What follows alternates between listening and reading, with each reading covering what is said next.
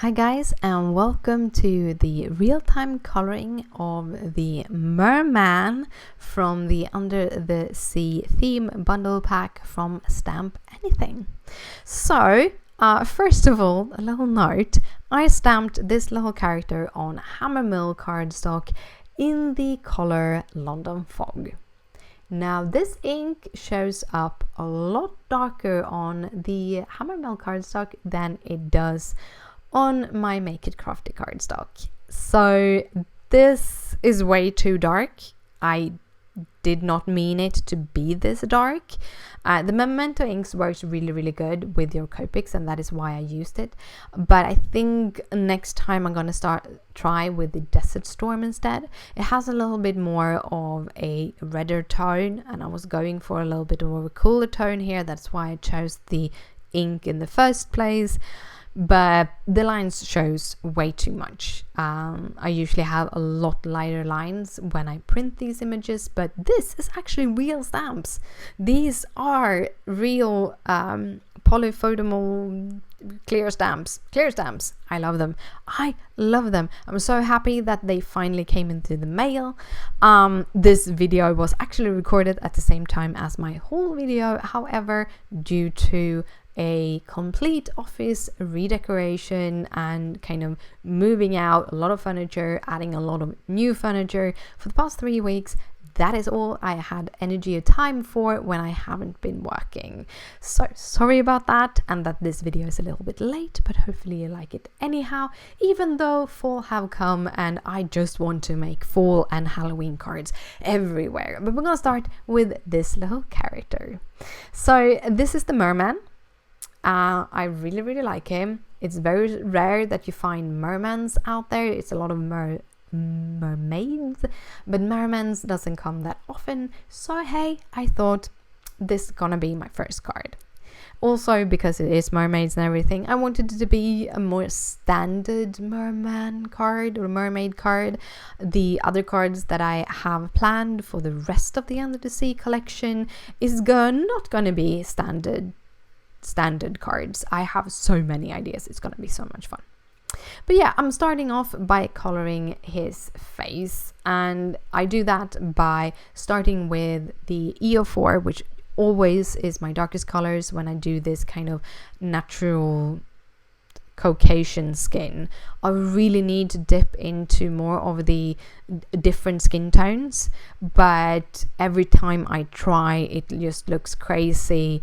I really need to do more research, play around with colors a little bit more, and figuring out some standard colors for me of darker skin tones, so I can get it into my little range of colors that I'm going to use in the future.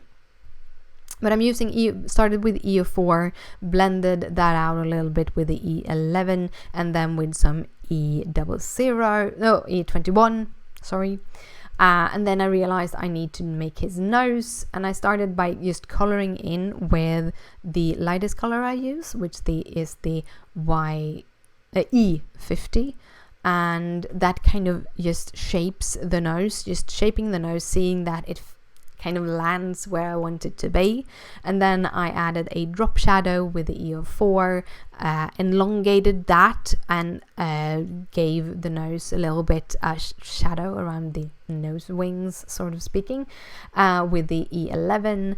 And then I went in with the E21, continue shaping the nose and adding the shadow that I love to make, which is in between the eyes.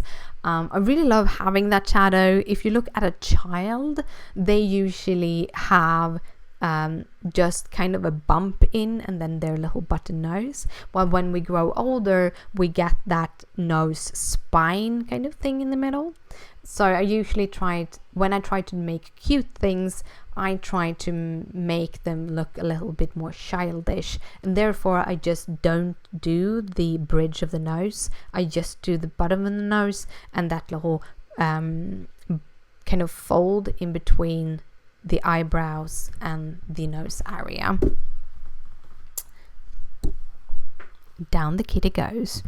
Sorry, my cat just jumped onto my table. That happens all the time.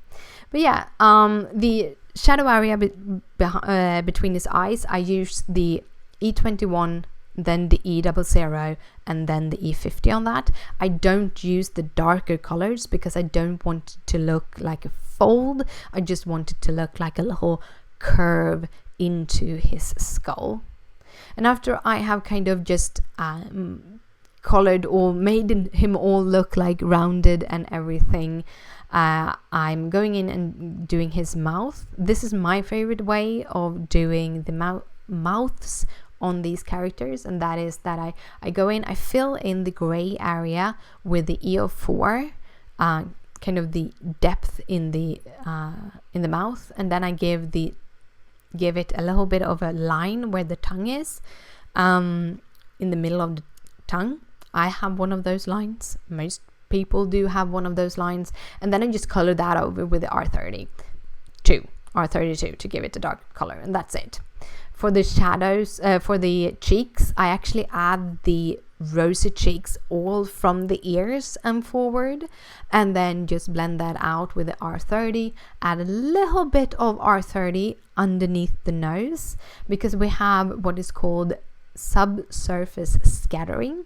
So if you can look at my hand here, you see that it has this red tint underneath the skin, where the skin is a little bit thinner, and we have that on our nose, on the bridge between our eyebrows, on our chin, on our chin, and also on our elbows, our knees, and the tip of our fingers and the tip of our toes. And by adding a little bit of pink there, you give them a little bit more life. So that is why I'm adding that R30 on the nose. Then I just continue to kind of build up a little bit more of those shadows. I didn't feel I got enough on his forehead. I felt it was too flat, so I just brought in the E11 and the E21, and then blended that, and the E00, and blended it out with the E50. Just add a little bit of that, and also blending out the R30 a little bit more on the cheeks. Then I'm going down to the body. So when I have finished the face, I go down to the body and do the body, because then I don't have to worry about the colors to dry out on the body or in the face, and making it harder to blend. Then I just keep that moisture in the paper, which makes it easier to blend. And I add very, very, very little of the E04 on the body.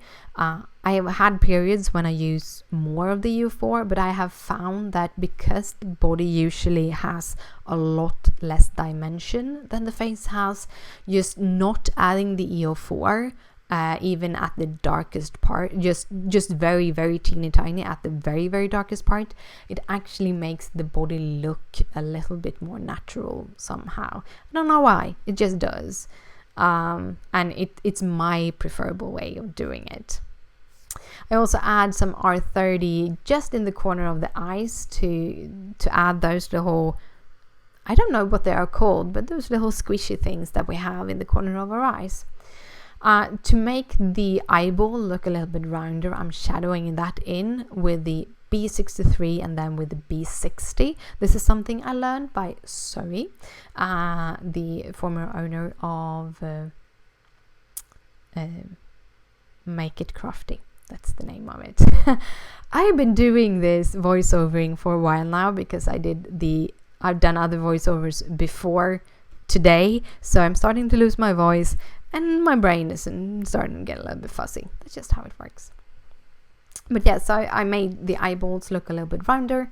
Then I'm going in with and doing the eye. I kind of like not having a stark black pupil. Instead, I am adding a dark color of whatever color that I want my eyes to have in the middle, and then I kind of blend that out carefully one by one with a few of these colors. I'm using E44 here. First E47 for the pupil, E44 to blend that out and give it, kind of elongate that a little bit. And then I'm going to go in with the E43. This is actually the first time I'm doing this, but I'm actually adding a little bit more of the E43 than the pupil that is made in the image. So basically I'm just making that center part just slightly bigger, and I really like the effect of it because it reduces the white and adds a little. He doesn't look as he stares as much, but I think it's actually made to have the black part being black and then adding a color around it.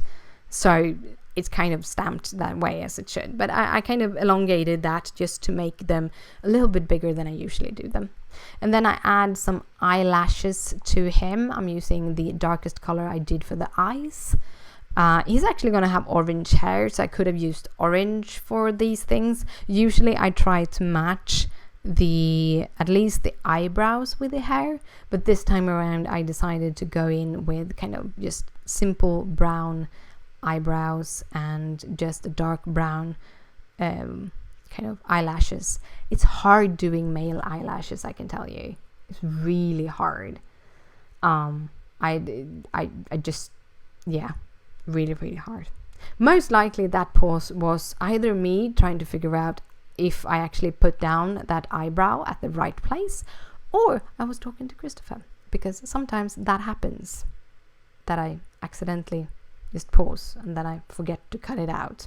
But hey, I got room to talk about the eyes and the eyelashes, so that was no worry. No. I'm going in with the E43. I used the E42 to kind of map it out, and the reason why I used the E42 to map it out is because then if I mess it up, I can color over it and kind of form things a little bit different. Even though it's not perfect, I can do that. So I usually go in with a lighter color when I'm doing these freehand things. Then we're going to do the tail, and I'm going to use the same greens that I did for the greenery for my for the die cuts. Which, by the way, if you haven't seen that video, there will be a link up in the right corner or in the description down below to the real-time coloring video of that. And that is also one of the reasons why my voice is starting to crackle, because I just made that voiceover. Some days, like I do these things in like batches, especially when I do a card with multiple videos, like I'm doing this time. I start by cutting down everything, and then I put the video together, and then I voice over all the videos, then I export them all, and then I do the blog posts and everything. So first record it, of course, and take all the photos, edit all the photos, and then I go into Final Cut and start making the videos. But yeah, I'm using YG01, YG05 and G16. However, I felt that I didn't have enough of a contrast because this tail is a little bit bigger. I wanted to have more variation in the tail, so I ended up going in with the YG09 in between the G16 and the YG05, because that made the tail a little bit more, gave it a little bit more dimension.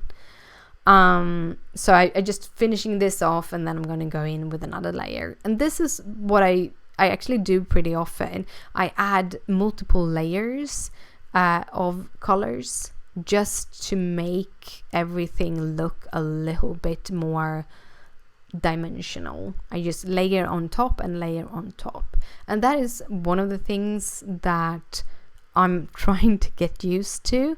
The Hammermill cardstock doesn't take as many layers as the Make It Crafty cardstock does. However, I do really enjoy that the Hammermill have a little bit more of a natural tint, while the Make It Crafty has a little bit of a blue tint. So I'm trying to learn how to work with it. When I do tails, I kind of color just adding shadows just underneath the scales so that I get dimension in my scales. I really enjoy that, and that is what you have been watching, me adding those little dots. It depends on how big the image. This image has very small scales, so then I add dots like that. If they don't have scales at all, I usually either do little U's forms, or I just use a simple dotting technique to add dimension. But they have scales in this, and that was one of the times I actually was pretty happy with that the ink, this London Fog ink, is a little bit darker, because then you can actually get a little more of a texture in the tail. If I had gone for a very light ink, that texture might have fallen away, and then I would have needed to be much more careful when adding the color to the scales so that I shape them a little bit more like scales. And then if you have dark lines and stamp the image is in dark, then you need to be a lot less finicky. That is something very clear. If you stamp in black, it's easier to stay within the lines, and it's also easier to color the images because you will have that black delimiter to kind of delimit between all the different parts. So unless you're coloring black, that will automatically give you a little line. Putting down cat number twice. She's jumping on the table and wants to play with me, but I don't have time because I'm doing a voiceover for you. So for the hair, at this moment it looks very fierce and very fiery. I wanted to have a little bit more of a yellow tone in the hair than what the die cuts ended up being. I wanted a little bit higher punch. So what I'm doing here is I'm adding the Y02, which is a very bright yellow, as my bottom layer. I'm not going to use it as the highlights. I'm actually coloring over it with my Y15, hiding it completely, but it does give a little bit more yellow to where I have the R05, which was the darkest color, which is a red, or the YR15, which was the mid-tone. So I'm getting a little bit of a more electric hair color just by adding that YR05 in the bottom of the color. Really like doing those kind of things. Yeah, that is the coloring all done for you. I want to say thank you so much for watching. If you have any questions or comments, please leave them down below. Please thumbs this video up if you want, because it means a lot to me. If you do have the urge of thumbing it down, please could you tell me why? It would really appreciate it. Maybe you're not still here if you thumbed it down. I don't know. But thank you again so much for watching, and I'll see you later. Bye!